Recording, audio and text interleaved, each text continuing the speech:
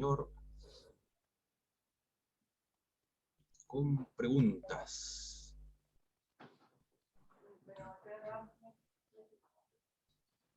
Muy bien, estuvimos viendo ayer, en la clase anterior, que el Evangelio de Juan es diferente a los evangelios sinópticos. Hermano Christopher, una diferencia entre el Evangelio de Juan con los evangelios sinópticos. Es más teológico que histórico, profesor. Muy bien, es más teológico, reflexiona más la fe cristiana, perfecto. Hermano Vicente, otra diferencia entre el Evangelio de Juan con los sinópticos.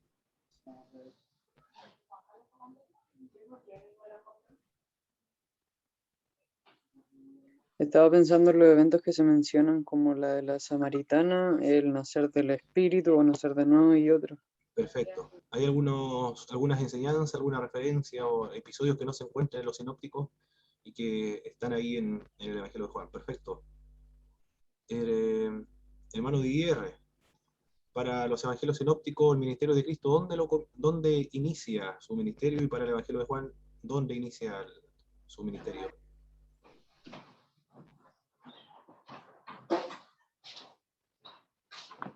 Parece que no llega.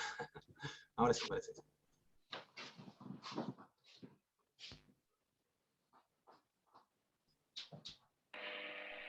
A ver. Ahora sí. Hey. Ya, ahora sí. No sé, puedo estar confundido, parece que era en Galilea, ¿o no? Muy bien, para los sinópticos en Galilea y para el Evangelio de Juan, Cristo comienza su ministerio. Era en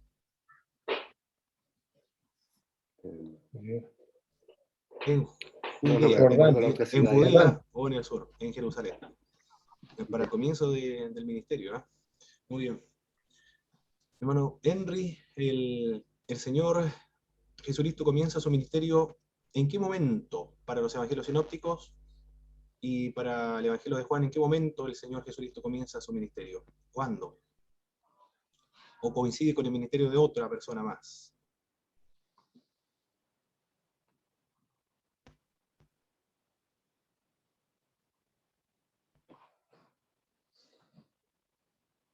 Con el profeta Juan. Muy bien. Para el Evangelio de Juan, perdón, sí, el Evangelio de Juan, el ministerio de Cristo comienza simultáneamente con el ministerio de Juan el Bautista. Pero para los evangelios sinópticos, el ministerio de Cristo comienza una vez que Juan el Bautista es encarcelado. Diferente, ¿eh?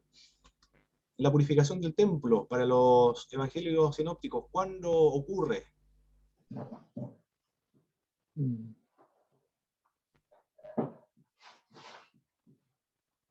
¿En qué momento ocurre la purificación del templo para los sinópticos?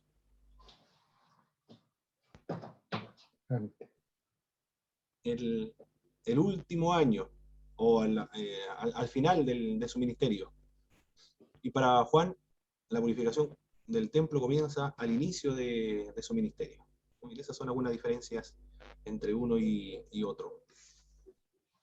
Juan habla acerca de la boda de Caná, la conversación con Nicodemo, la historia de la samaritana, se encuentra también la resurrección de Lázaro, se encuentra o menciona el lavado de pies de los discípulos, la enseñanza del Espíritu Santo, y los soldados se reparten las prendas de Jesucristo, se disputan las prendas de Jesús cuando está crucificado. ¿Cuáles son las dos herejías que trata de confrontar el evangelista Juan?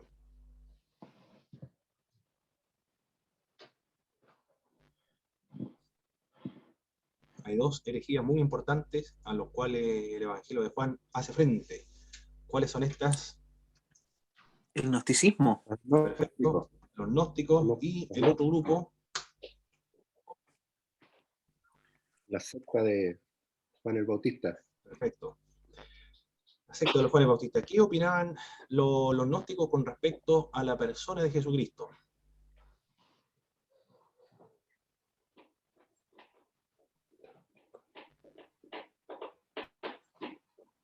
¿Qué enseñaban esta? ¿Hacían una distinción? Muy bien, entre Jesús y Cristo, perfecto, pero también consideraba la naturaleza de Cristo diferente como nosotros la consideramos. ¿Cómo concebían ellos a Jesucristo? Solo espíritu. Solo espíritu. Cuando caminaba por la arena, no dejaba huella porque no tenía peso ni tampoco tenía sustancia. Perfecto. ¿Y cuál es la característica de los gnósticos, la cosmovisión que ellos tienen? El dualismo. ¿Cómo se llama ellos? ¿Cómo se llama estas dos características? O estas dos distinciones Dualistas. eran dualistas. ¿La materia cómo lo consideraban los gnósticos? Como algo malo. Perfecto, y el espíritu lo Ala. consideraban como algo bueno. Perfecto. Esa es la herejía de los gnósticos. Con respecto al autor y la fecha de la escritura del Evangelio de Juan, ¿quién es el autor de este Evangelio? Juan. Juan, el Juan. discípulo amado, apóstol de Jesucristo. ¿Y cuándo lo escribe aproximadamente?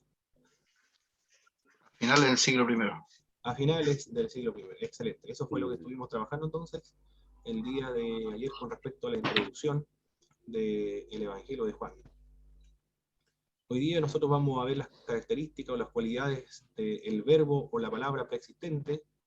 También presentará o indicará a usted las características de la luz que se encuentra en el Evangelio de Juan.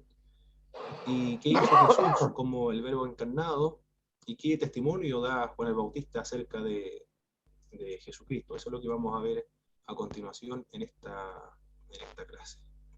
Directamente voy a hacer esta presentación aquí. Ya.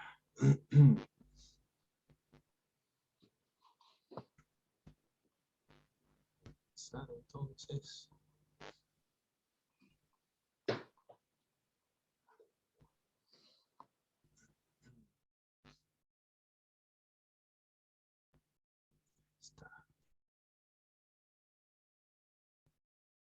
La última vez que lo ocupamos fue cuando escribimos eso.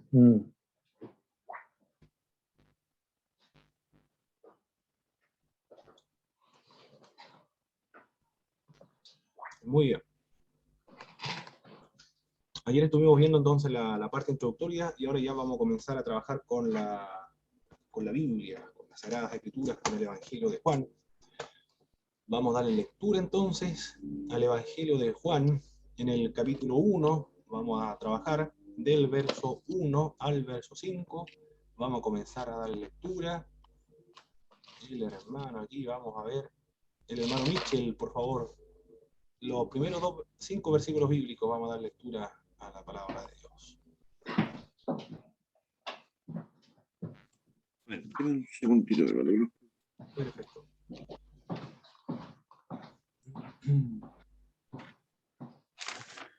Bueno.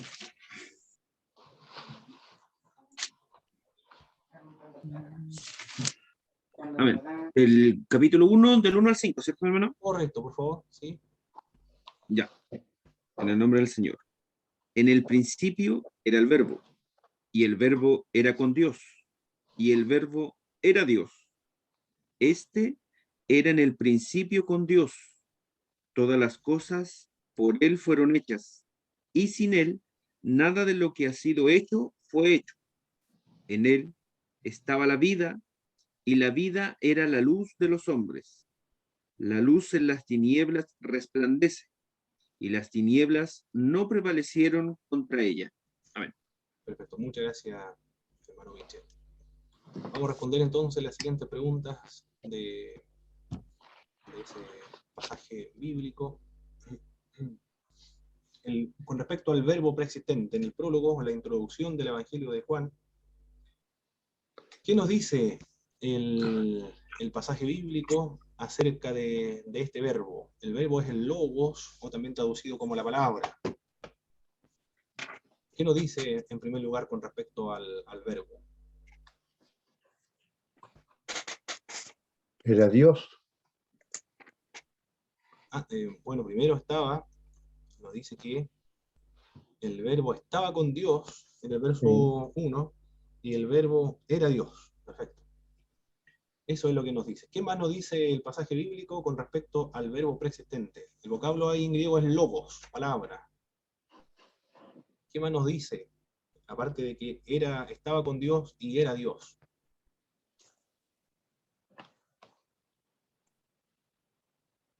Era en el principio con Dios. Muy bien, estaba con Dios, era Dios. ¿Qué más nos dice con respecto al logos? Estaba desde el principio. Estaba desde el principio, bueno, preexistente, perfecto, habla acerca Bien. de su eternidad ahí.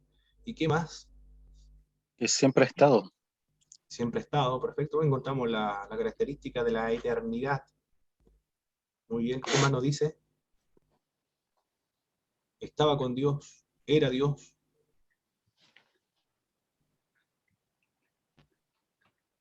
¿Qué más nos Creador. dice? Ah, perfecto. Ya.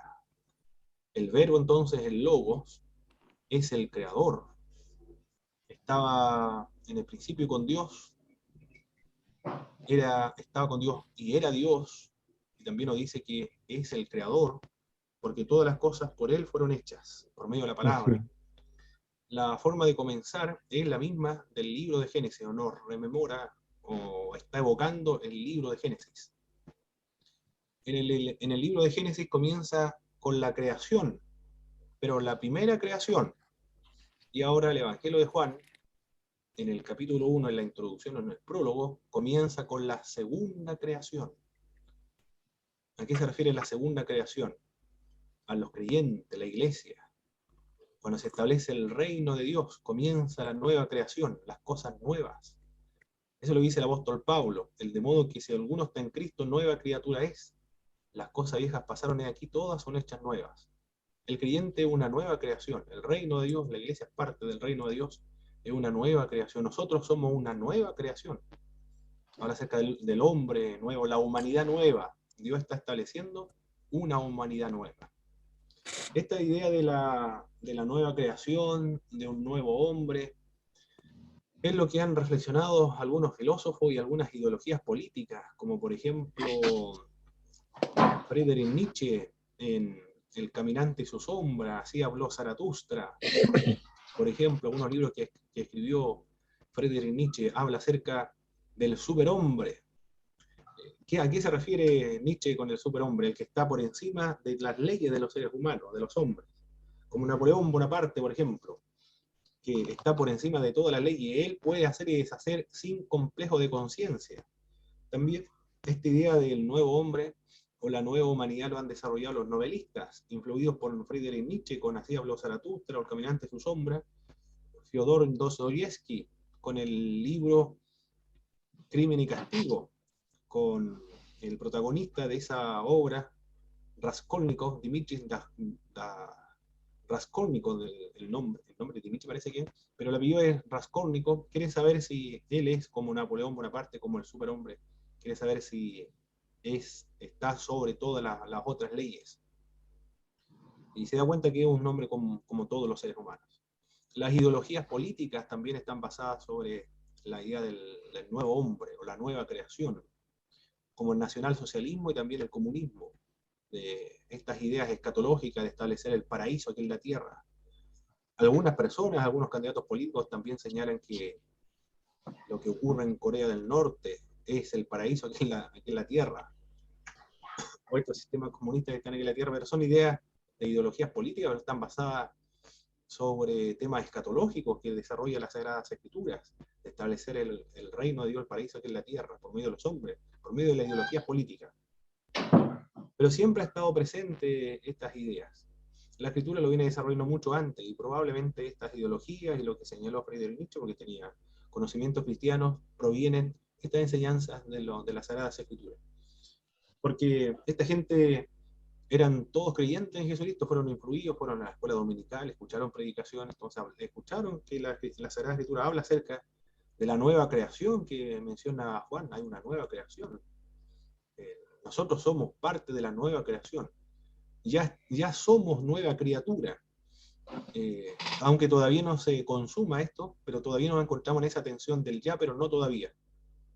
Ya estamos en los tiempos escatológicos, pero todavía no se consuman. Pero estamos en en ese proceso de los tiempos escatológicos. Comienza esta nueva creación entonces. Es el creador. Estuvo en la creación, es decir, la palabra, por medio de la palabra, fueron creados los cielos, los mundos, la tierra. Y ahora también Cristo crea la nueva creación. Él, nuevamente, Él inició la primera creación y también la segunda creación. Es creador. ¿Qué más nos dice el pasaje bíblico acerca de Jesucristo? Estaba con Dios, era Dios. ¿Qué más nos dice acerca de nuestro Salvador?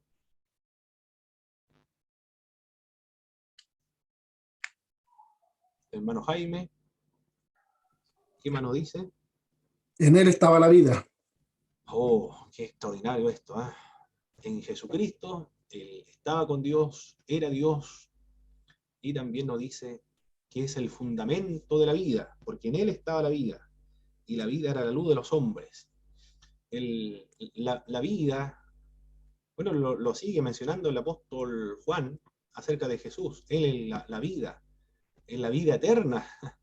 La vida eterna es que te conozcan a ti, el único Dios verdadero, y a Jesucristo que tú has enviado. Estas cosas se han escrito a vosotros para que sepáis que Jesús es el Cristo y para que creáis en Él y tengáis vida eterna. Se escribió con esa finalidad. La vida espiritual está basada, fundamentada en Jesucristo, pero no solamente la vida espiritual, la vida eterna. A la vida espiritual se le llama eterna porque es una persona. Es tanto un estado como una persona. La vida misma, Jesucristo, es la vida misma. Se le dice que es eterna porque Él es eterno, por eso se tiene la vida eterna. Al tener a Cristo, ya se tiene la vida eterna. No es alterada con la muerte del cuerpo físico, porque el alma continúa con la vida eterna, gozando de la comunión con la vida. Y por eso que el Señor puede decir, el que crea en Él, aunque esté muerto, vivirá, seguirá teniendo esa vida. Pero no solamente es el fundamento de la vida espiritual o el iniciador de la vida espiritual, sino que también de toda vida, porque nos dice el pasaje que en Él estaba la vida, pero no precisa qué tipo de vida. ¿Es la vida completa, absoluta, o todo tipo Profesor, de vida? ¿Sí, hermano Vicente? ya que usted está dando esa descripción, lo último que acaba de mencionar, ¿es correcto decir que en el versículo 4 Jesús entonces se demuestra que Él existe y lo demás subsiste después de Él o en Él? Oh, muy bien, hermano Vicente, subsiste, claro que sí, pues. Porque Él es el fundamento de la vida y todo lo demás subsiste, existe en Jesucristo, gracias y por medio de Cristo. Jesucristo entonces es el fundamento de toda vida, es el presupuesto de toda existencia, tanto biológica, ¿qué más? Existencia, cualquier tipo de existencia espiritual, de existencia natural, cualquier vida que exista en el mundo se origina por medio de Jesucristo. Eso es lo que nos está diciendo Juan. Si nosotros respiramos entonces, o el corazón está bombeando sangre a través de todo nuestro cuerpo, por medio de las venas, se debe gracias a la acción de Jesucristo. El satanista, el incrédulo, el que no cree en Jesús de Nazaret, él vive, existe, y su existencia se origina en la persona de Jesús. Puede ser también, ¿Sí, hermano Jaime? sí, puede ser que también, como dice, en él estaba la vida. Si vamos a la creación del primer hombre, ahí estaba la perfección del hombre. ¿Sí? Y Jesús, como es la esencia, es la perfección del ser humano en sí. Y a eso es lo que El quiere hombre Dios con perfecto. nosotros, llegar a la perfección a través de Jesús. Muy bien, la perfección cristiana, sí. La perfección cristiana es una exhortación, un mandato de Jesucristo a todos los creyentes. Sed perfecto como vuestro Padre, Dios es perfecto, que está en los cielos. Es un camino, la vida cristiana consiste en eso, en irse perfeccionando. Sí, gracias.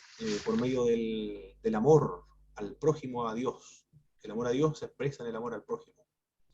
Y la preocupación primaria de los creyentes es el amor que tengamos hacia al prójimo, a los enemigos.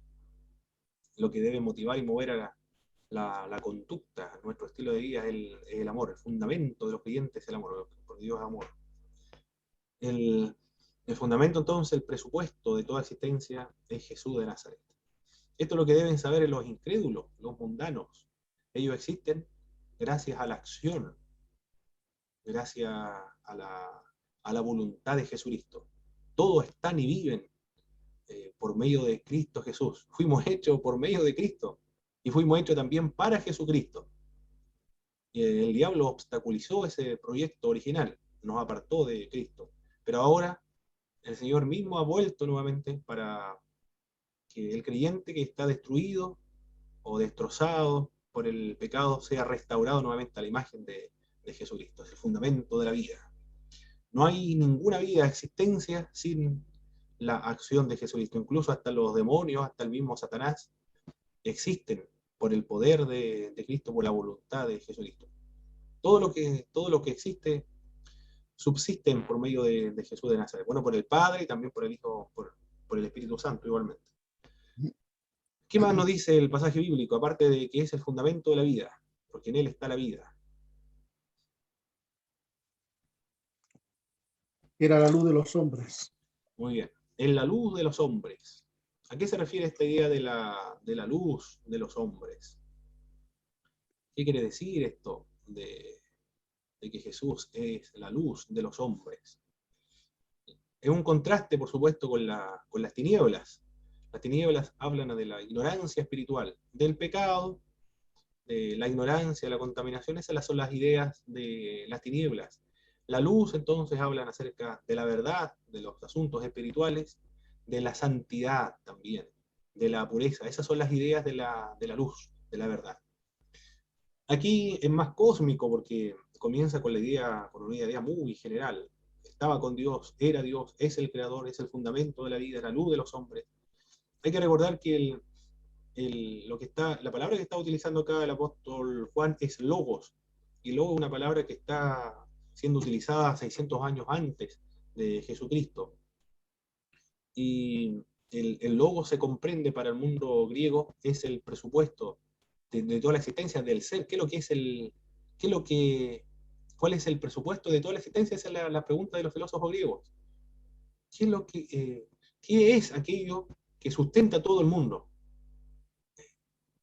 Nosotros decimos esta una mesa, pero ¿qué es lo que es una mesa? ¿Qué es lo que es acerca del ser?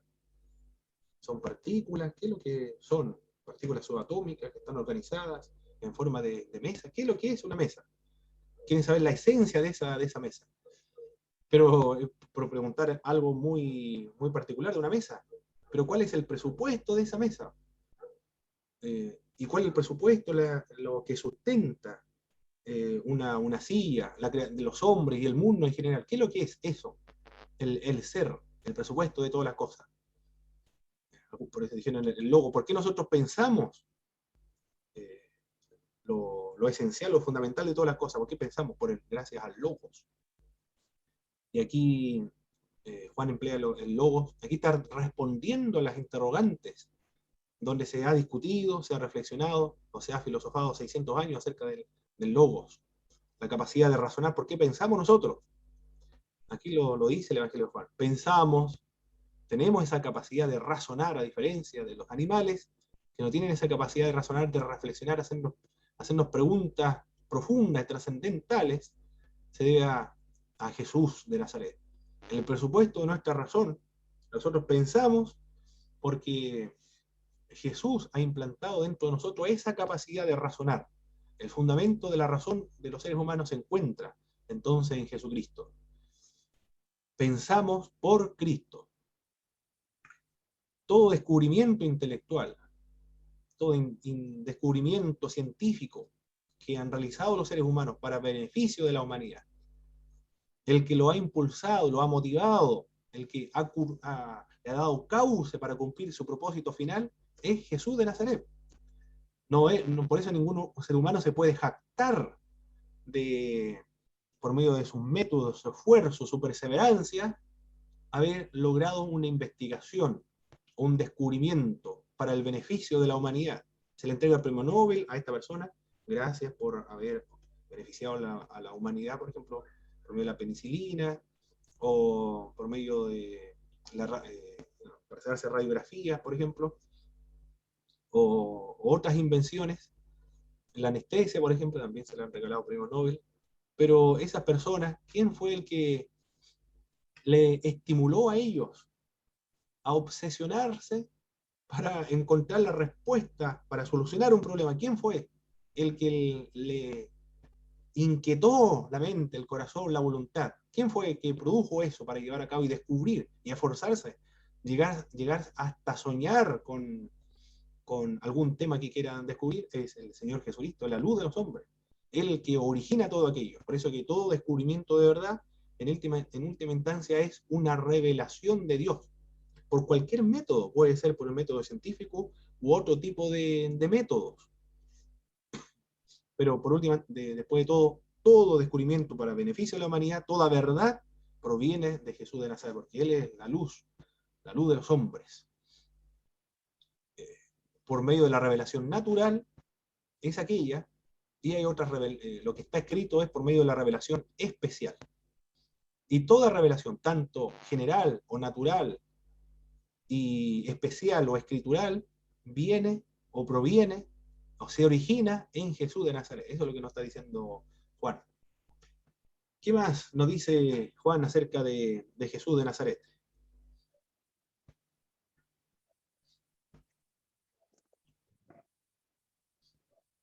Hermano Bernabé, ¿qué más nos dice? Las tinieblas no prevalecieron contra ella, contra la luz. Perfecto, las tinieblas no prevalecen contra la luz. Es la luz inextinguible entonces, la que no se puede destruir o aniquilar. Las tinieblas no prevalecieron con la luz. Mire, se habla acerca en el principio, se habla acerca de qué más, de luz, se habla de tinieblas, se habla acerca de vida, todos esos términos, luz, tinieblas, principio, creación y vida, son las mismas palabras o términos que se encuentran en el libro de Génesis, porque aquí el Señor ha comenzado a dar inicio a la nueva creación. Es la luz inextinguible, perfecto. A Cristo se le llama el Logos. El Logos es la palabra. Se alude a la palabra creadora de Dios, de acuerdo a lo que nos dice el libro de Génesis, capítulo 1, verso 1. A su palabra reveladora también. Es la palabra que revela, que da a conocer. Uno de los profesores de griego me decía en ISUM que la mejor traducción del Logos es más que verbo, es la palabra, porque el verbo actualmente se entiende ahora que implica o apunta a acción y movimiento. Mientras que la palabra, ¿qué es lo que, para qué se usa la palabra? Para dar a conocer, para informar, para comunicar. Por eso que las traducciones mejores son aquellas que utilizan o traducen como el logos como palabra, porque revela.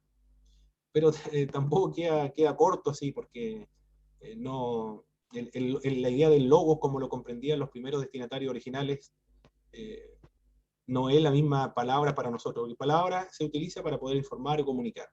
Pero palabra o el logos es mucho más que comunicar e informar. El logo, en el contexto que nos está diciendo el Evangelio de Juan, es el fundamento, el presupuesto, es la esencia que sustenta todas las cosas. El pensamiento, por ejemplo. La vida se sustenta en el logos, en la luz de los hombres, y es Dios, como está indicando el texto bíblico. Recuerde que está tratando de contrarrestar las enseñanzas de los gnósticos, y los gnósticos dicen que uno de los eones, de los demiurgos, fueron los que crearon el mundo, y son chispas que se desprenden de Dios. Y ellos crearon este mundo material que es malo. Pero los eones no son malos, sino que ni tampoco son Dios perfectos, sino que son chispas que se desprendieron de Dios. Están distantes y alejados de Dios, pero están en un lugar intermedio entre la creación y Dios. De modo que no lo puede tocar o crear tampoco. Algo bueno no puede crear lo malo. Aquí está diciendo todo lo contrario, dice Juan, que Jesús estaba con Dios en la misma esencia de Dios, gozando de la comunión íntima con Dios, pero también era Dios mismo, no es una chispa que se ha desprendido de Dios, no es diferente a Dios, es igual a Dios. Y también Él creó el mundo, lo hizo, es el fundamento, de hecho, el fundamento del mundo. Es el mismo, el creador, es Dios mismo lo que lo creó. No hay una incompatibilidad entre Dios y la creación. Y el fundamento también de los seres humanos.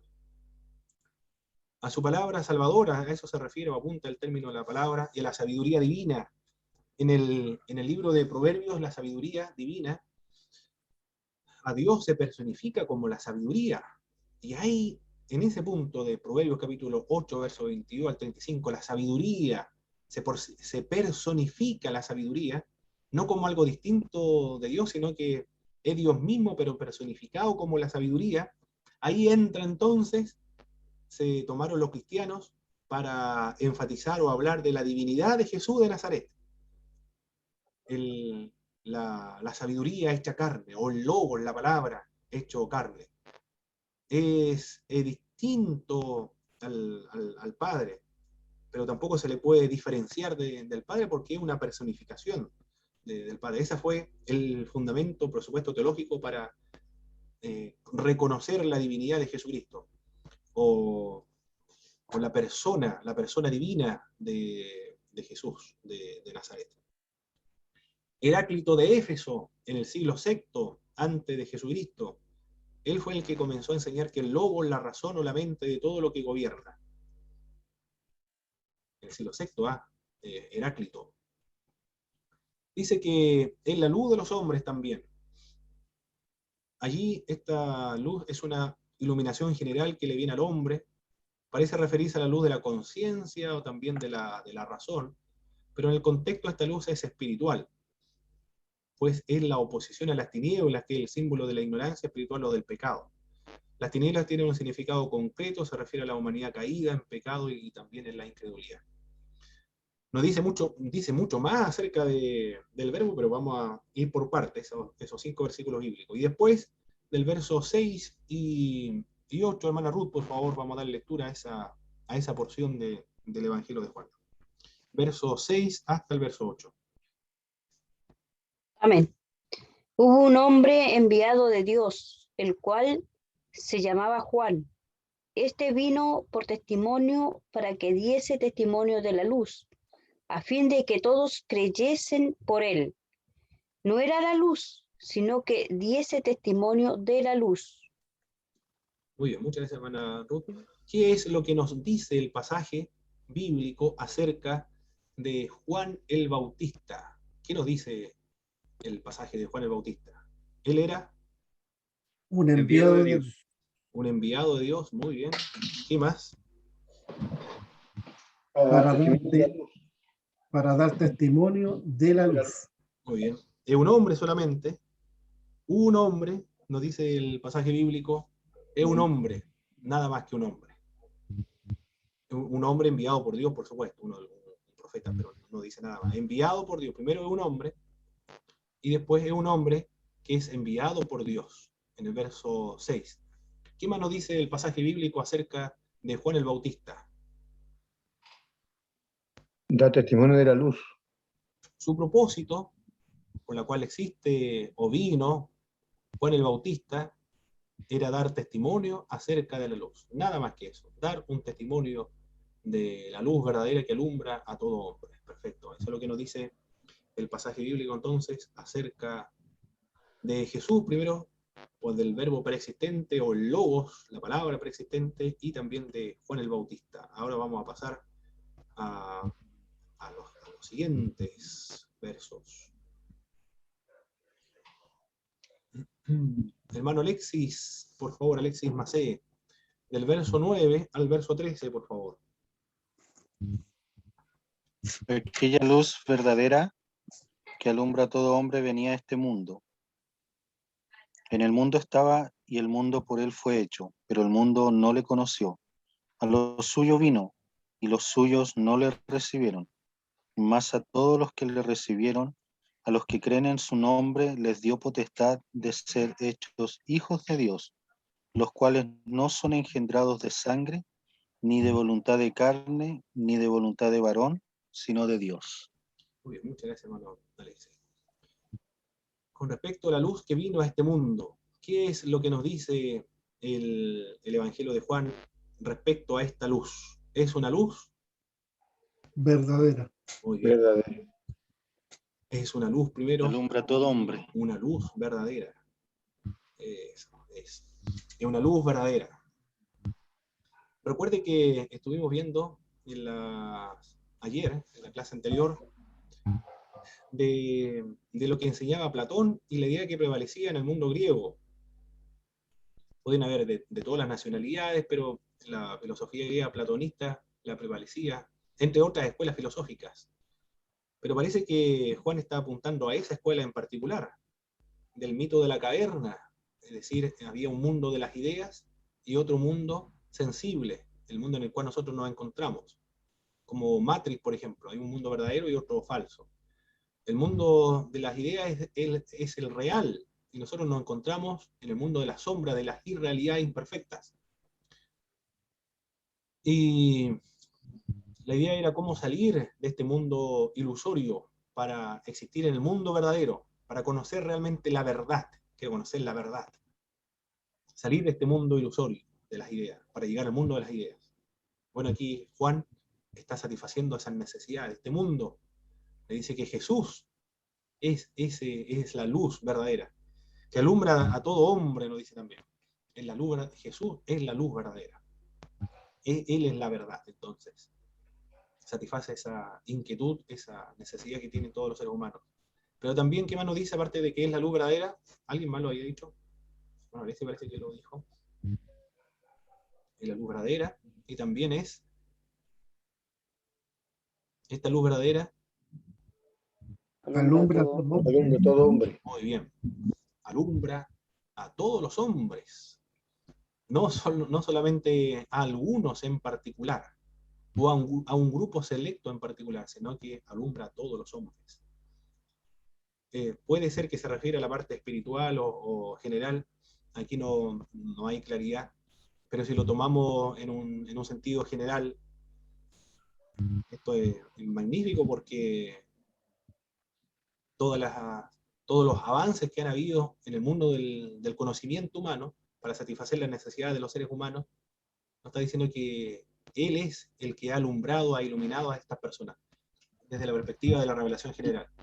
Y desde la perspectiva de la revelación especial o escritural, ha iluminado espiritualmente, por supuesto, a aquellos que quieran obedecer. Dios va a dar el don de la fe, ahora del conocimiento espiritual, o conocimiento salvífico de la fe. Va a iluminar a aquella persona que quiera obedecer. Pero aquella persona que no quiera obedecer a Dios, entonces no lo va a iluminar.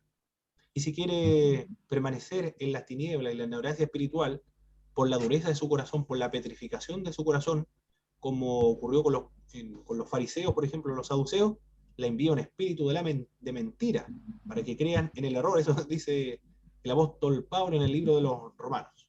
Muy bien. ¿Qué más nos dice acerca de esta luz verdadera que alumbra a todos los hombres? Que estaba en el mundo. Muy bien, estaba en el mundo. ¿En qué verso es? El verso 9, ¿cierto? El 10. Vino, primero. Venía a este mundo. Venía. Primero es la luz que no se ocultó en el espacio infinito. Imagínense que Jesús de Nazaret, la luz verdadera que alumbra a todos los hombres, que nos da a conocer el camino a Dios y las verdades espirituales, no se ocultó en el espacio infinito, o donde quiera que existan, por decir algún. Aquí estamos empleando un lenguaje humano para describir algo divino, pero los espacios existen dentro de Jesucristo, o sea, dentro de Dios, por lo tanto no podemos hablar en algún espacio infinito como si Jesús estuviese en algún espacio y no estuviese en otro, más bien todos los espacios están dentro de Jesús. Pero por decirlo de alguna manera, se entiende para poder comunicarnos.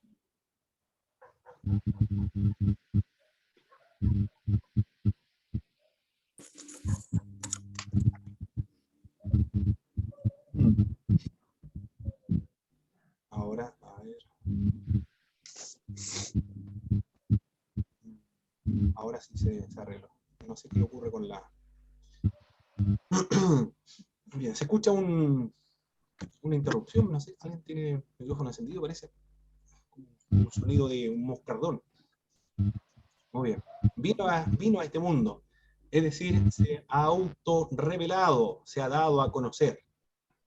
Se dio a conocer a sí mismo. Extraordinario lo que nos comenta el Evangelio de Juan. No se ocultó, sino que se dio a conocer. ¿Qué más nos dice el pasaje bíblico con respecto a la luz? A esta luz que vino al mundo. No se ocultó, sino que vino.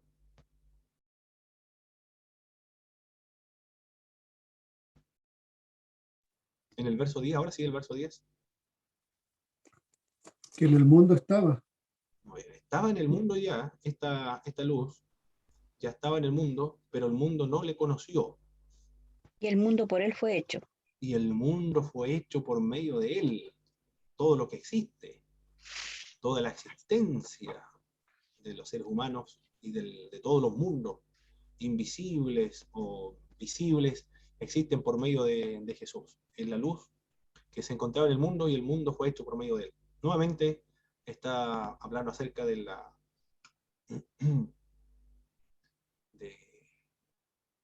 creación. Pero esta luz, en el verso 10, es ignorada por el mundo. No le ha conocido.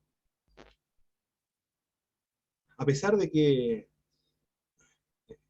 lo vieron, escucharon, y sus familiares estaban con él, sus vecinos, los clientes que iban a pedir los servicios para construir una mesa, una silla, u otro tipo de elementos que fabricaban los carpinteros, pero le conocían como el hijo de José, el carpintero de Nazaret, un hombre que vivía en Nazaret nada más, un ser humano, un hombre común y corriente, que no exhibía algo extraordinario de tal manera que se le pudiese considerar como alguien no de este mundo, como un ser angelical, porque su gente, sus propios hermanos, no creían en él, lo dice el mismo Evangelio.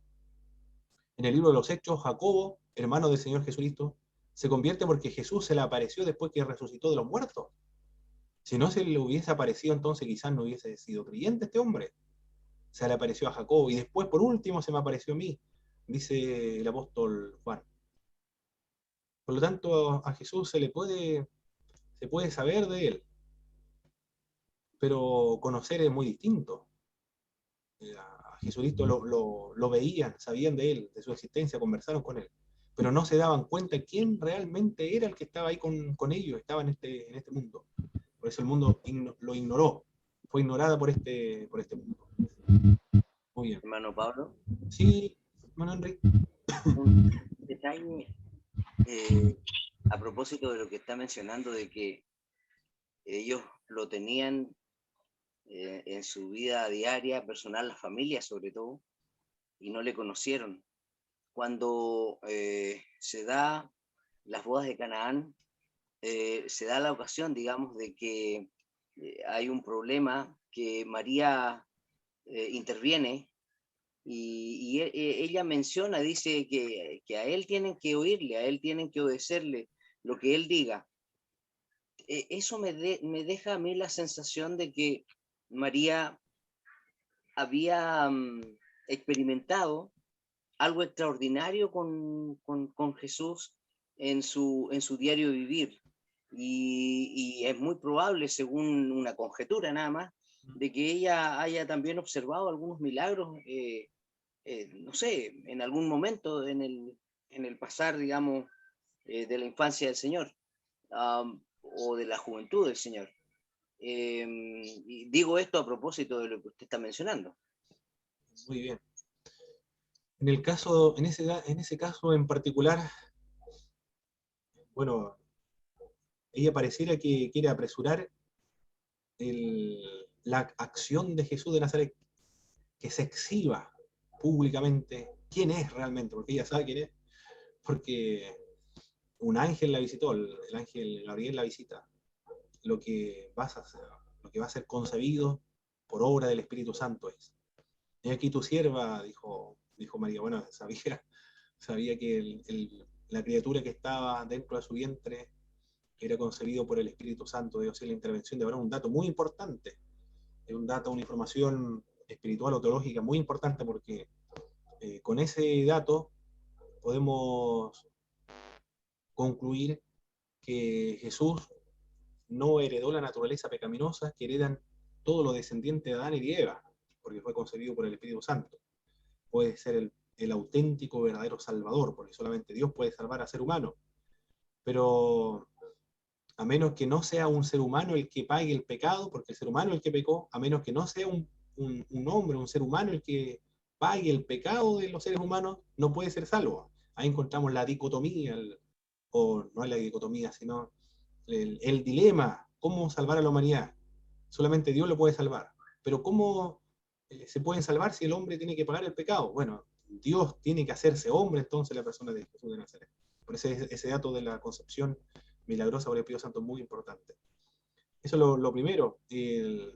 Lo otro es cuando lo ve en el templo haciendo preguntas muy profundas espirituales a los 12 años.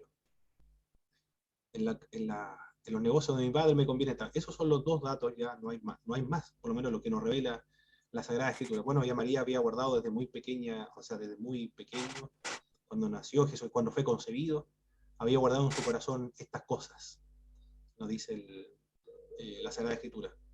Y parece que María quiere apresurar los tiempos de Dios y quiere indicarle a Jesús que comience a exhibirse o a realizar la obra que Dios le ha encomendado. Pero más otros datos no tenemos, eso, solamente eso es lo que nos dice el pasaje bíblico. O bien, la luz ignorada por el mundo. Cuando se habla acerca de conocimiento, en la Sagrada Escritura el conocimiento es un conocimiento vivencial, un conocimiento experimental. Y lo otro es saber solamente acerca de Jesús de Nazaret. Se puede saber, tener ciertas ideas, haber escuchado en la escuela dominical, por ejemplo, o de nuestros padres acerca de Jesús de Nazaret, pero lo otro es la experiencia con Jesucristo, el encuentro vivencial con Cristo, esa crisis espiritual que sufren los seres humanos con el Cristo vivo resucitado. Eso es conocer. Cuando ya se tiene comunión con Cristo, uno conoce a Jesucristo. Cuando se le revela a Él a nosotros, ¿quién es realmente Jesús de Nazaret? Ahí sí que se conoce a Jesús verdaderamente. Por eso Jesús hace una pregunta a sus discípulos: ¿quién dice los hombres que es el Hijo del Hombre? Alguno Elías, Jeremías, alguno de los profetas. Y después le pregunta: ¿quién dicen ustedes que es el Hijo del Hombre? Y ahí Pedro dijo: tú eres el Hijo del Dios viviente. Bienaventurado Pedro, eres, porque no te lo ha revelado carne ni sangre, sino mi Padre que está en los cielos. Él te lo ha revelado. Y también el Señor dice después: y nadie puede venir a mí si el Padre no lo enviara, y a todos atraeré a mí mismo, también dice. Y él mismo se da a conocer, o él mismo revela su identidad, pero no a todos, sino a aquellos que quieren obedecer. La fe está presente antes, antes de la fe está o precede la obediencia. Tiene que haber una actitud de obediencia para que aparezca la fe. Bueno, es ignorada por el mundo porque no tiene la fe, porque la única manera de poder conocerlo es por medio de la fe. Pero no va a aparecer la fe a menos que no haya una actitud previa de obediencia. ¿Qué más nos dice En ese pasaje, mi hermano, ¿sí? En el pasaje, perdón, el versículo 11, ¿sí? Yo he escuchado algunas predicaciones, dice: a los suyos vino y los suyos no le recibieron. Cuando se interpreta a los suyos vino, lo interpreta como el pueblo de Israel. Que vino al pueblo de Israel y el pueblo de Israel lo rechazó y por eso lo crucificó. ¿Correcto? Sí, así es. A los suyos vino se refiere, algunos dicen como Hendrickson, por ejemplo, cuando dice al mundo vino, el mundo no le conoció, no lo acogió. Aquí Hendrickson dice que o no se apropió de él, se refiere pueblo judío como representante del mundo en general. Es lo que dice Hendrickson. Pero otros autores, el mundo se refiere a todo el mundo independientemente de cuál sea su etnicidad o su nacionalidad. Pero aquí específicamente a los suyos vino y a los suyos no lo recibieron. Es evidente que está hablando él acerca de los representantes del judaísmo, aquellos que representaban los líderes espirituales, los saduceos, los escribas y también los fariseos. No todos, sino un grupo mayoritariamente representativo, un grupo suficientemente representativo de la nación no lo recibió, o lo rechazó y se lo entregó a los romanos para que lo crucificaran. Pero también hubieron sacerdotes, hubieron fariseos que se convirtieron a Jesucristo y a otras personas también del judaísmo. Todos los primeros discípulos fueron todos judíos. Pero la nación y sus representantes, sus líderes, ellos no lo recibieron, de hecho lo entregaron a los romanos. ¿Y qué más nos dice el pasaje bíblico? Por medio de esta luz es posible llegar a ser hijos de Dios. Muy bien. En un sentido general, por creación todos son hijos de Dios, porque Él es el creador. Por provenir de las manos de Dios, todos somos hijos de Dios en ese sentido, pero por creación, en un sentido general o natural, o biológico, si quiere denominarle también. Pero en el sentido espiritual, solamente aquellos que le recibieron y los que creyeron en su nombre. A ellos le dio el derecho de ser hijo de Dios. Estas personas no son engendrados por voluntad de carne ni por voluntad de varón, sino que son nacidos de Dios. Ahí está hablando acerca de la nueva creación. En el capítulo 3, más adelante, cuando converse con Nicodemo, habla acerca del nuevo nacimiento. La idea son exactamente lo mismo, nacen de Dios, o nace del Espíritu de Dios, pero lo está engendrando por medio de Jesús de Nazaret, porque hay que creer en Él y hay que recibirlo, o apropiarse de Él. Esta misma idea de apropiarse de Jesucristo lo va a presentar un poco más adelante en el Evangelio, cuando diga, si no comen mi carne y no beben mi sangre, no tienen parte conmigo. Aquí esa parte no se puede interpretar de manera literal, sino en un sentido espiritual, indicando de apropiarse de Jesucristo, hacerlo uno, o radicar, permitirle una morada dentro del creyente. Las tinieblas no le comprendieron. Las tinieblas se refiere a la humanidad caída y entenebrecida por el pecado y también por la incredulidad. Eso es lo que nos dice el pasaje bíblico referente a esta luz que vino al mundo. Es la luz verdadera. Y esta luz alumbra a todos los seres humanos. Y esta luz, lo más importante, es maravilloso esto, no se ocultó, sino que se autorreveló al venir a este mundo. Si nosotros conocimos a Cristo es porque Él se ha autorrevelado a nosotros. Estaba ya en el mundo esta luz. Bueno, cuando dice ya estaba en el mundo, el hecho de conocer las verdades en el sentido general se debe a Cristo, y el mundo fue hecho por medio de Él también. Ha sido ignorada por el mundo, pero aquellos que la conocen pueden llegar a ser hijos espirituales de Dios, nacidos de Dios. Algunos lo interpretan esta parte de no son nacidos de voluntad de sangre, es decir, el nacimiento de Dios o el ser parte de la familia de Dios no se da por el nacimiento biológico de nacer de padres cristianos, ni por voluntad de carne, es decir, por medio de los esfuerzos que nosotros realicemos para poder llegar a ser hijos de Dios, serán infructuosos porque no se pueden hacer ni de sangre ni por voluntad de carne, ni tampoco por voluntad de varón, es decir, ninguna otra persona puede hacer que nosotros nos transformemos y lleguemos a ser hijos de Dios, sino que esto es algo milagroso. Es un milagro lo que se ha producido este nuevo nacimiento o el nacer de Dios, porque esto es, o ha venido, este nacimiento se ha producido de Dios, han nacido de Dios. Más adelante en el capítulo 3, han nacido del Espíritu de Dios.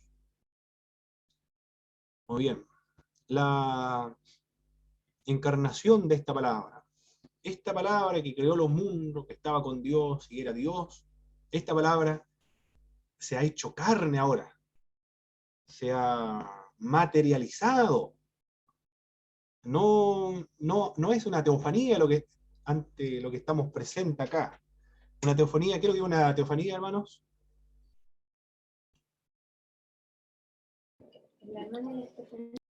Una teofanía, ¿qué es lo que es una teofanía? Es una manifestación de Dios en lo Manifestación de natural. Dios. Un fuego, una nube, por ejemplo. Una columna de nube, columna de fuego. Pero acá en Cristo no estamos en la presencia de una teofanía, sino que estamos en presencia de algo real, de carne y de hueso. Un hermano nuestro, uno de nosotros, que nos viene a representar. El que nos representó en el huerto del Edén fue Adán, pero él es el segundo Adán, lo dice el apóstol Pablo en el libro de Romanos, capítulo 5, creo que lo trabajo al capítulo 6. El segundo Adán, él nuestro representante, nuestro buen representante. Sumo sacerdote también, eso lo dice el libro de Hebreos, nuestro representante, que fue tentado en todo según nuestra semejanza, pero sin pecado. Salió victorioso sobre el pecado, sobre Satanás, sobre el diablo. Con respecto a este verbo, del verso 14 al verso 18, ¿qué es lo que nos dice el pasaje bíblico, hermano Juan Carlos Venega?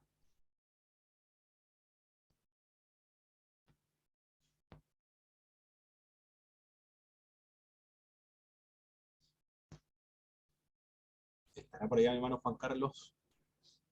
¿O no estará llegando la señal? Vamos a preguntarle a la hermana Belén. Por favor, el verso 14 al verso 18. Ya. Dice, y aquí el Verbo fue hecho carne y habitó entre nosotros, y vimos su gloria, gloria como del unigénito del Padre, lleno de gracia y de verdad.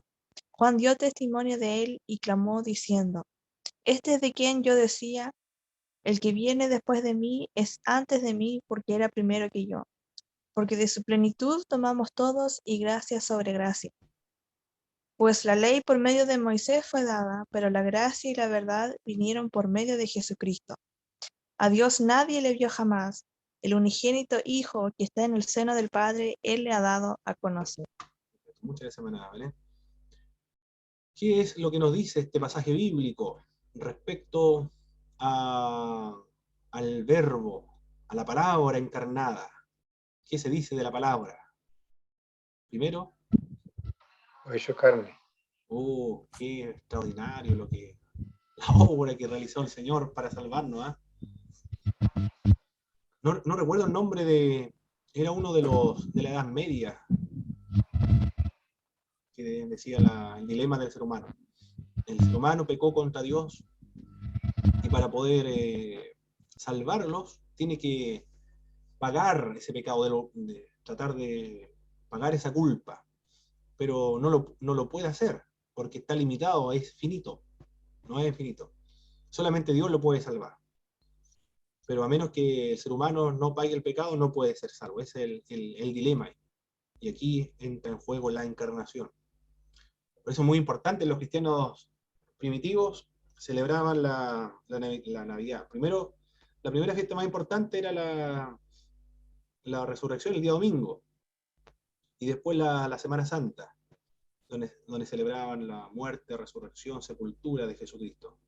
Pero después, en tercera instancia, la fiesta importante que se transformó muy importante, bueno, Pentecostés también se lo celebraban los cristianos primitivos. Primero estaba la Cuaresma, esto lo dice Justo González en los libros últimos que escribió, el 2019, 2020, 2021, el otro libro que escribió Justo González, Semana Santa, Navidad, el día domingo, y la otra de la Biblia, en la iglesia primitiva. La Cuaresma era 40 días antes de la Semana Santa, comenzaba la Semana Santa con el Domingo de Ramos, y después el Viernes Santo, después el sábado, y después el día domingo, el gran domingo, la gran fiesta, la gran semana, la semana de las semanas.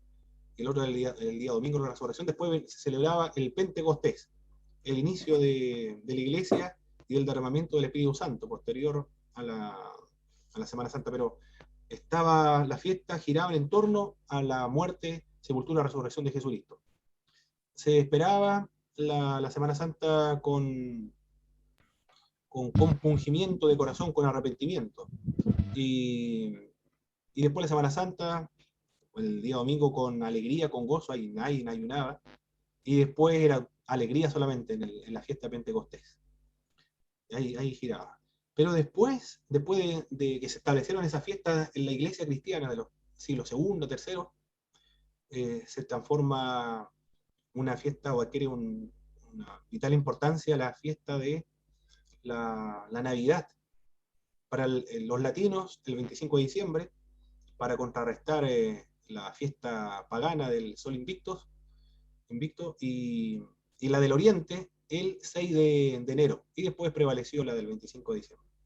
Pero ¿cuál era la finalidad de esta fiesta de Navidad? La finalidad, o el propósito por el cual la Iglesia lo estableció, era para hablar acerca de la encarnación de Jesucristo, de que Cristo se había hecho carne, se había hecho hombre, participó de nuestra naturaleza, en contraste con las otras herejías que enseñaban, que no se acabó con el escrito del Evangelio de Juan, sino que continuaron posteriormente, hasta el día de hoy todavía existen estas ideas, que Jesús no se había encarnado, no se había hecho sangre, ni carne, sino que era una forma de un holograma o un espíritu simplemente. Pero esa era la finalidad, una finalidad catequística o de un discipulado. Esa era la razón de ser por la cual se estableció esa iglesia de la Navidad, para enseñar o dar la oportunidad de este discipulado de la encarnación de Jesucristo. Muy bien, se hizo carne, se hizo Sark, designa a la humanidad en su condición de debilidad y mortalidad. Sark es carne. Al vestirse de nuestra humanidad, la palabra se sujetó a todas nuestras debilidades humanas, incluso a la muerte. Pero como Cristo era sin pecado, no puede morir. Si no hubiese... Mira, estas son preguntas que ya son un poco para especular, pero si no hubiese muerto en la crucifixión, no hubiese sufrido la muerte, porque la muerte es el que causa el pecado, pero como él era sin pecado, nunca hubiese muerto. Pero se sujetó a las debilidades de la muerte. ¿Y cómo entonces se pudo producir la muerte? Si la muerte lo es producido por el pecado. Él mismo dio su vida voluntariamente, porque los clavos y los látigos, la cruz, no le podían quitar la vida, porque él no tenía pecado para que la vida se le fuera. Él la entregó voluntariamente, y esto Juan se encarga de decirlo muy bien, porque primero dice que él inclina su cabeza primero, y luego entrega su espíritu. Normalmente, ¿qué es lo que ocurre en la realidad? Una persona cuando muere, se le va el aliento de vida, inclina posteriormente la cabeza. Pero en el caso de Cristo, Juan lo dice muy bien. Primero inclina su cabeza y luego entrega el espíritu. Es decir, lo que está indicando Juan con esa idea es que Él es el que entrega su vida, porque no se la pueden quitar. Él la entrega y después tiene poder para volverla a tomar nuevamente. Hizo su tabernáculo, en el griego, eso es lo que se logra leer. Hizo su tabernáculo entre nosotros. El tabernáculo de reunión, ¿cuál era la idea, los hermanos que han estudiado el Pentateuco? ¿Cuál es la idea del tabernáculo? ¿Qué representaba el tabernáculo de reunión cuando el pueblo de Israel sale de la esclavitud de Egipto? Que él iba a habitar en medio de su pueblo. Perfecto. La gloria de Dios se encontraba ahí. Dios mismo estaba presente en medio de su pueblo, el tabernáculo de reunión. En el lugar santísimo estaba la gloria de Dios, donde la persona de Dios estaba más activa y más presente. Y acá el pasaje bíblico dice que Jesús es ese tabernáculo de reunión. Por lo tanto, el tabernáculo de reunión y el templo, posteriormente de Salomón, son tipos de Jesucristo. Son figuras proféticas de Jesús de Nazaret. Tienen su cumplimiento en Jesucristo. Juan lo dice. Hizo su tabernáculo, ahí se cumple. Es el tabernáculo de reunión y el templo. Hizo su tabernáculo en medio de nosotros. O en medio de una tienda de reunión. Se hizo carne, pero hay que explicar algo acá también. Se hizo carne, pero sin dejar de ser lo que antes era. Es decir, aunque Él se hizo carne, no perdió las cualidades divinas. ¿Qué dicen ustedes, hermano? ¿Eso es correcto o es un error lo que estoy indicando? Correcto. hombre y Dios a la vez. Pero ¿cómo se puede explicar que un ser humano, un ser humano, sea al mismo tiempo Dios? Pareciera que fuera algo contradictorio. O Dios ahora es un ser humano. ¿Cómo puede un ser humano ser al mismo tiempo Dios? ¿Cómo se explica aquello? Bueno, es difícil explicar. Se demoraron 451 años en concluir cómo era que ocurría esto. Por lo tanto, no es tan fácil. Tenía dos naturalezas. Exactamente, ¿no? Es Esto es la complicado explicarlo. hipostática. La unión hipostática. Sí, 451 años se demoraron. Imagínense. Y nosotros lo aprendemos en una clase de teología sistemática 2. La unión hipostática. Y ellos se demoraron 451 años en llegar a esa conclusión. Imagínense, toda la reflexión, todo, Dios mío, el derrame de tinta que corrió ahí para tratar de reflexionar. Todos los debates, toda la discusión, todas personas que yo creo que terminaron algunos enfermos de los nervios, otros con úlceras nerviosas, no podían dormir, con tantos problemas, y esta gente vivía de eso solamente, porque algunos eran monjes, no tenían familia, entonces se preocupaban solamente de reflexionar acerca de la naturaleza de Jesucristo. La divinidad de Jesús de Nazaret, la divinidad ahora se extiende hacia la humanidad. No es que se pierda la divinidad, sino que a la humanidad se le suma y se extiende la humanidad. Así se puede comprender un poco mejor esta idea de la unión hipostática. No dejó de ser lo que antes era. Esto tenemos que tenerlo sumamente claro. Alguien puede decir, pero hay un pasaje bíblico donde dice, nadie sabe el día ni la hora en que el Hijo del Hombre vendrá. Yo creo que lo han escuchado en algún momento. Solamente mi Padre que está en los cielos. Ni siquiera el Hijo del Hombre. ¿Cómo se explica entonces esto de que algunas cosas sabe y otras cosas no sabe? Y también hay algunas explicaciones de cómo es posible aquello. Que voluntariamente Jesús se neutralizó, esa parte se neutralizó, pero en la parte de la conciencia humana se neutralizó o se limitó en cuanto a esos conocimientos. Su parte humana, su naturaleza humana, su conciencia humana, mire lo que estamos hablando aquí. Entonces hablando acerca de su parte humana, su conciencia humana, su naturaleza humana, su mente humana, no lo conocía porque era hombre, pero por otra parte tenía una mente que es la mente divina, su naturaleza divina lo sabía. Pero cómo estas conciencias, cómo trabajaban, algunos señalan, esto lo dice Luis Berkhoff, que en algunas ocasiones Jesucristo sabía lo que había en el corazón de los seres humanos, en ese sentido se está evidenciando su omnisciencia, conoce lo que hay en el corazón de la gente. ¿Cómo lo conoce y después no conoce el día ni la hora en que el Hijo del Hombre vendrá? Porque la parte divina, la conciencia divina, determina en qué momento darle a conocer ese conocimiento divino y en qué momento no dárselo a conocer, es como una llave. Pero la voluntad la voluntad divina es la que ejerce el dominio o el predominio sobre la voluntad humana. Y tiene dos voluntades, tiene dos conciencias, tiene dos naturalezas, pero es una sola persona. No dos personas. Algunos llegaron a esa conclusión que habían dos personas. Muy raro, dos personas dentro de un mismo cuerpo. No es eso. Es una sola persona, pero con dos naturalezas, con dos conciencias, con dos voluntades. Extraordinario, ¿eh? Dos voluntades. ¿Y cómo podemos saber que tenía dos voluntades? Claro, porque dijo una vez, en una oportunidad, Señor, que pase de mí esta copa, dijo en un momento en el huerto del Getsemaní. Pero después dijo, pero que no se haga mi voluntad sino la tuya.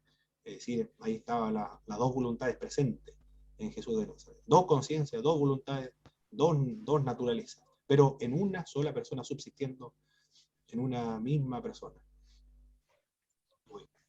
Se hizo carne, pero sin dejar de ser lo que antes era. Eso debe quedar sumamente claro, que no hayan errores, ¿no? Porque en algún momento se puede escuchar una predicación, Jesucristo dejó de ser Dios, basado en en Filipenses, no estimó ser igual a Dios como a cosa que aferrarse, sino que se despojó de su divinidad, fue solamente un ser humano. Ya estamos predicando una herejía que ya fue condenada hace mucho tiempo. En el 451 fue condenada esa idea de la kenosis, del vaciamiento. No se vació, sino que se sumó a la divinidad de Jesucristo. La esposa de Lot, por ejemplo, se hizo estatua de sal, dejó de ser lo que antes era. Ya no era la esposa de Lot, no era un ser humano, era una estatua de sal. Lot se hizo padre de Moab y también de Amón, pero no dejó de ser Lot, siguió siendo Lot. Algo parecido es con Jesús de Nazaret. Jesús, siendo Dios, se hizo carne, se hizo un ser humano, pero siguió siendo Dios, no perdió esa característica o esas cualidades. Ninguna. Su omnisciencia, omnipotencia y todas las características, atributos de la divinidad no lo pierde. ¿Quién fue lo que estableció esta doctrina? El credo de Calcedonia, o en el concilio de Calcedonia, en el año 451. Es la mejor definición para tratar de explicar este misterio conocido como la unidad hipostática. Este concilio de Calcedonia fue el concilio ecuménico universal porque estaban todos los obispos representantes de todas las iglesias mundiales. Y aquí no podemos decir que había una iglesia católica, apostólica, romana, la que convocó este concilio, ni siquiera lo convocó ellos, porque las iglesias eran autónomas en esa época. Estaban las iglesias coptas, la iglesia siríaca, la de Jerusalén, la de Constantinopla, y la de Etiopía, y también estaba la otra iglesia, otro obispado que era el católico romano. Y de hecho, el León I, el obispo de Roma, o el patriarcado de Roma, fue sancionado incluso por los patriarcas del Oriente. Así ocurrió con este concilio de Calcedonia. Fue sancionado por los patriarcas del Oriente. El Papa de Roma sancionado por los otros patriarcas del Oriente. Bueno, tenía la misma doctrina. Todas las iglesias orientales suscribieron a esta doctrina, a este dogma. Y los que no suscribieron a este dogma fueron conocidos como los monofisistas. La iglesia de Armenia es monofisista. La iglesia copta es monofisista. La iglesia de Etiopía parece que también es una iglesia monofisista. ¿A qué se refieren las iglesias monofisistas? Estas dos naturalezas, humana de Cristo, humana y divina de Cristo, se fusionaron. Y al fusionarse, dieron como resultado otra naturaleza. Y esa es una naturaleza. Esa es la idea del monofisismo. La iglesia armenia, copta y Etiopía, hasta el día de hoy, tienen esas cualidades, esas características. No suscribieron a este credo calcedonio. En ese sentido, nosotros somos católicos, porque todos creemos lo mismo. El credo de Nicea, el credo de Constantinopla, el credo de Calcedonia también, hemos suscribido todo eso a esos credos. Cuando nace la Reforma Protestante, en el 1517, estos credos de Calcedonia, de Nicea y los otros de Constantinopla no se revisaron. Lo que se revisó simplemente fue volver a la Biblia, y esto tenía fundamento bíblico, no había ni siquiera reflexionar sobre estos temas, solamente se suscribieron, nada más. Se hizo carne. ¿Qué más nos dice el pasaje bíblico? Aparte de que se hizo carne. En el verso 14 se hizo carne. ¿Qué más nos ¿Habitó dice? entre nosotros? Habitó entre nosotros, se hizo, estuvo dentro de nosotros, se hizo su tabernáculo. En el griego es kenosen, hizo su tabernáculo.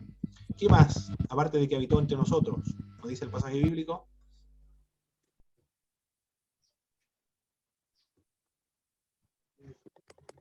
Habitó entre nosotros, ¿qué más? Vimos su gloria. Gloria como del unigénito. Muy bien. Gloria, y vimos su gloria. Reveló su gloria como el unigénito del Padre, lleno de gracia y lleno de verdad. Gloria es la garantía de la presencia de Dios. Ella misma no podía ser vista. La gloria de Dios no podía ser vista, pero era manifestada a través de los prodigios de Dios realizados a favor de su pueblo. Lo mismo sucedía, o lo mismo sucederá con la palabra encarnada, pues sus señales van a mostrar su gloria, sus señales que va a realizar. Su señal por la excelencia, ¿cuál creen ustedes, hermanos, que es la señal por excelencia de Jesucristo? La que dio, o se dio a conocer como Hijo de Dios. La resurrección. Esa es la máxima. La resurrección. Si uno cree en la resurrección de Cristo, no hay necesidad de justificar cualquier otro milagro, porque este es el milagro por excelencia, la resurrección de Cristo. Como Moisés reflejó la gloria de Dios al descender del monte Sinaí, del mismo modo el rostro de Cristo resplandeció en el monte de la transfiguración, cuando estaba Moisés y Elías ahí en ese monte, y los discípulos pudieron ver el reflejo de su gloria. Gloria de Dios también puede hacer referencia a su presencia activa de Dios para salvar a su pueblo, como ocurrió con el pueblo de Israel cuando fue sacado de la esclavitud de Egipto. Allí Dios reveló su gloria, gloria para salvar. Aquí el Señor entonces está dando a conocer su gloria, en la transfiguración, en los milagros, en su resurrección y también en la redención y en la liberación espiritual que va a efectuar a favor de todos los hombres. Y reveló su gloria. Como el unigénito del Padre, el término unigénito se utiliza para referirse que con Dios Padre, el Hijo, el unigénito, tiene una relación, una comunión tan íntima y estrecha que no es compartida por ningún ser en el universo, porque Él se encuentra en el seno mismo de Dios, porque ha sido generado por Dios desde la eternidad, es decir, es eterno, ha sido generado por el Padre desde la eternidad, no tuvo un comienzo, ni tiene fin también. Nosotros vimos su gloria, el verbo vimos indica una visión cuidadosa y deliberada que intenta interpretar su objeto. Este ver no es como nosotros vemos un auto, por ejemplo, que transita o que corre a través de una calle, o miramos que puede ser un pájaro que vuela, por ejemplo, un avión o cualquier situación que podemos ver en el centro de las ciudades, un precio, por ejemplo. Pero acá la idea de ver, vimos su gloria, hace referencia o alude a una persona semejante a mirar un cuadro, por ejemplo. Alguien se pone frente a un cuadro y comienza a tratar de interpretar el cuadro, a ver las luces, las sombras, los colores, la técnica. Bueno, en fin, los que son expertos en pintura pueden describir más las características de las pinturas, pero lo ve e interpreta lo que está viendo. Es como leer un libro, estamos leyendo atentamente y con absoluta concentración y estamos esforzándonos para poder interpretar. Esa es la idea que quiere transmitir acá el Evangelio de Juan. Vimos su gloria, es decir, es una visión comprensiva, examina el objeto, reflexiona sobre lo que está mirando, lo escudriña, examinándolo con cuidado, lo estudia contemplándolo y lo considera detenidamente. Eso es lo que quiere transmitir la idea de Juan. A Jesús se le debe, entonces, para contemplar, para ver su gloria, se debe escudriñar, examinar con cuidado, contemplarlo, considerarlo detenidamente, reflexionar acerca de su persona, de forma comprensiva y atenta y profunda. Meditar en la persona de Jesús de Nazaret. Sí, ahí se puede entender, mi hermano, como la comunión con Cristo para poder entender su gloria. Y ahí se puede comparar con el pasaje de Moisés, que estuvo 40 días en el monte Sinaí, y es por eso que él vio su gloria, parece que su rostro reflejaba de esa forma, por lo que yo puedo entender. Muy bien, perfecto, hermano Jaime. Muchas gracias por ese comentario muy importante. ¿Qué más nos dice? Reveló su gloria como el unigénito del Padre, lleno de gracia y de verdad. Es el unigénito, la idea del unigénito ya lo hemos indicado. Nadie más comparte esa relación tan íntima con el Padre. ¿Qué más nos dice el pasaje bíblico acerca de Jesús?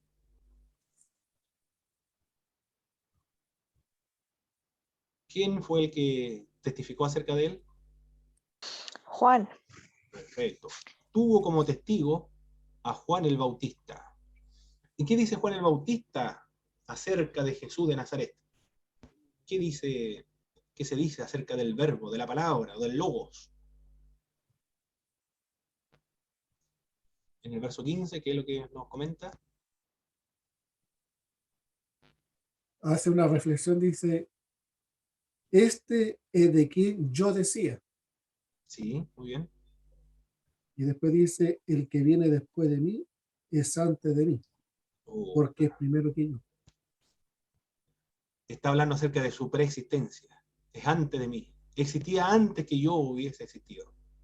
Estará hablando acerca de su preexistencia. ¿Qué se le estará pasando por la mente acá a Juan? Juan el Bautista. ¿Qué es lo que se le pasa por la mente a Juan? Está recibiendo una revelación de parte de Dios, parece. Porque después pregunta, cuando está en la cárcel, ¿tú eres realmente el Mesías? ¿Qué idea tiene Juan el Bautista del Mesías? El Cordero de Dios que quita el pecado del mundo. Mire lo que dice Juan el Bautista. El Cordero de Dios que quita el pecado de todo el mundo. Ese mismo Cordero que impidió que el ángel de la muerte lo destruyera cuando pasa matando a todos los primogénitos en Egipto. Ese Cordero el que va a quitar o sacar, destruir el pecado del mundo para salvar a la humanidad. Y después dice, ¿eres tú el Mesías, el que ha de venir, o esperaremos a otro? Duda, parece que están en estos intervalos Juan el Bautista. Y ahora dice, él es antes de mí, existía antes que yo, ese hombre existía mucho antes que yo. No sé cuál es lo que está pensando aquí el Juan el Bautista, pero el escritor, el Evangelio de Juan, está hablando aquí de su preexistencia. Y está en el contexto y se puede justificar por medio del contexto porque estuvo en el principio con Dios y todas las cosas fueron por él hechas. ¿Qué más nos dice el pasaje bíblico acerca de Jesús de Nazaret? Hermana Danay, ahora, en el verso 18, ¿qué más nos dice el pasaje bíblico acerca de Jesús?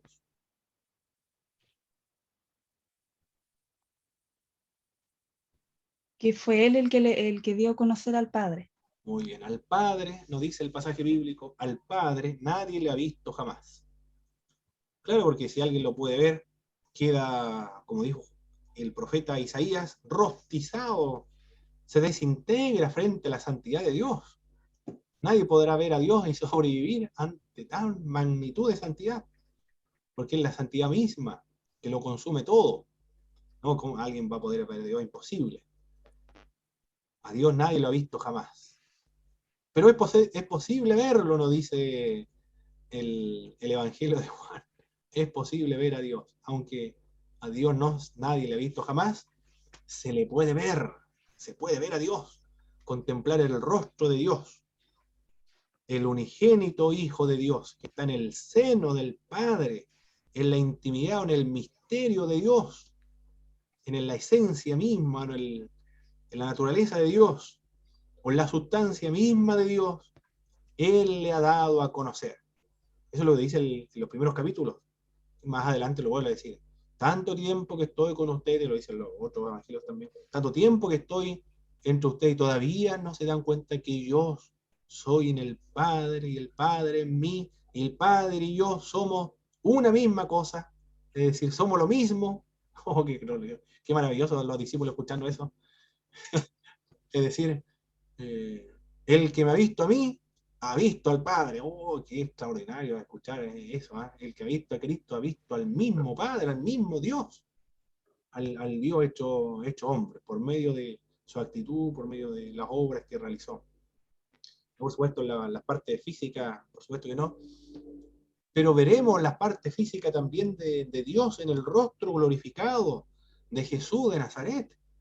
Aunque Dios es espíritu, todo lo satura y llena todo el espacio infinito, o más bien el espacio está dentro de Dios mismo, podremos ver el rostro de Jesucristo. Veremos el rostro de Dios en el rostro de Jesús de Nazaret cuando se hizo hombre. Muy bien, eso es lo que nos dice este pasaje entonces acerca de Jesús. Jesús es el Hijo de Dios, pero es Hijo de Dios en este sentido metafísico, por su propia naturaleza, y ha sido Hijo de Dios desde toda la eternidad. Lleno de gracia, manifiesta su gracia para con los publicanos y pecadores, y también demostró su gracia en sus milagros.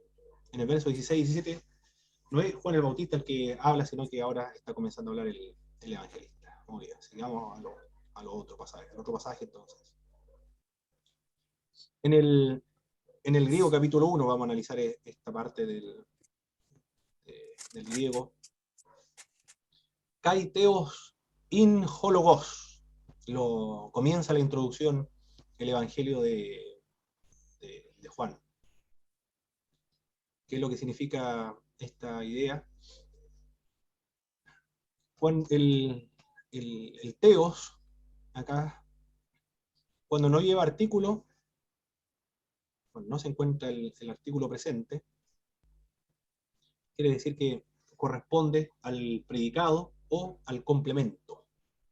Y el sujeto es el que lleva el artículo, es decir, el logos, o logos. ¿Pero por qué está construido así, de esta forma? Primero el predicado y después, o el complemento, y después bien está el sujeto. Y no al revés. La idea es que quiere enfatizar o resaltar la divinidad o la característica de esta palabra, que es Dios mismo.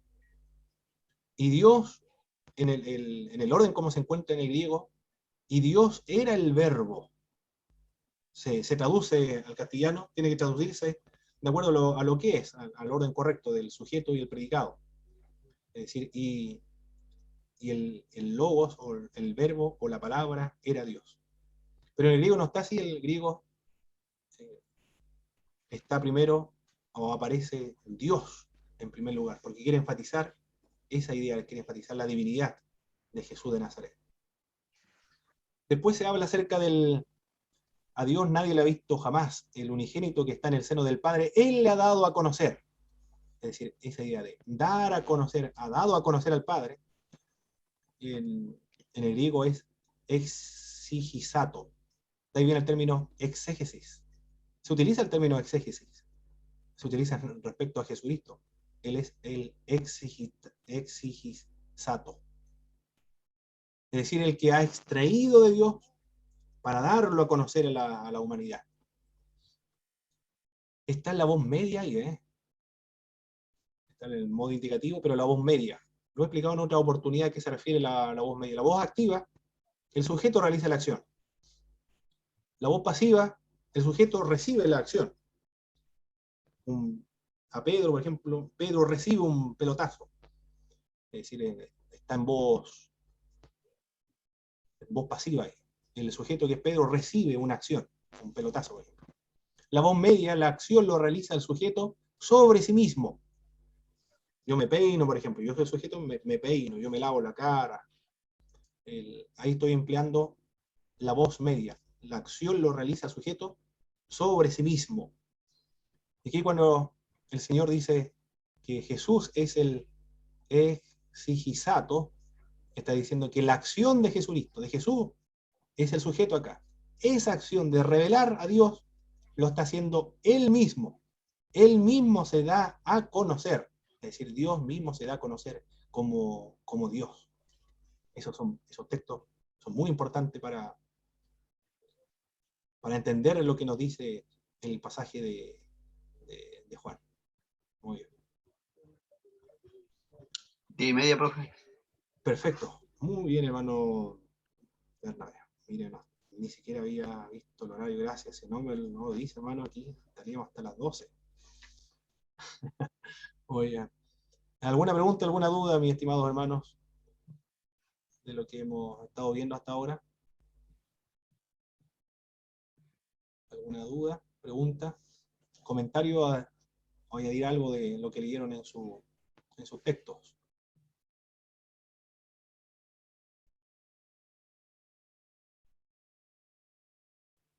¿Nada?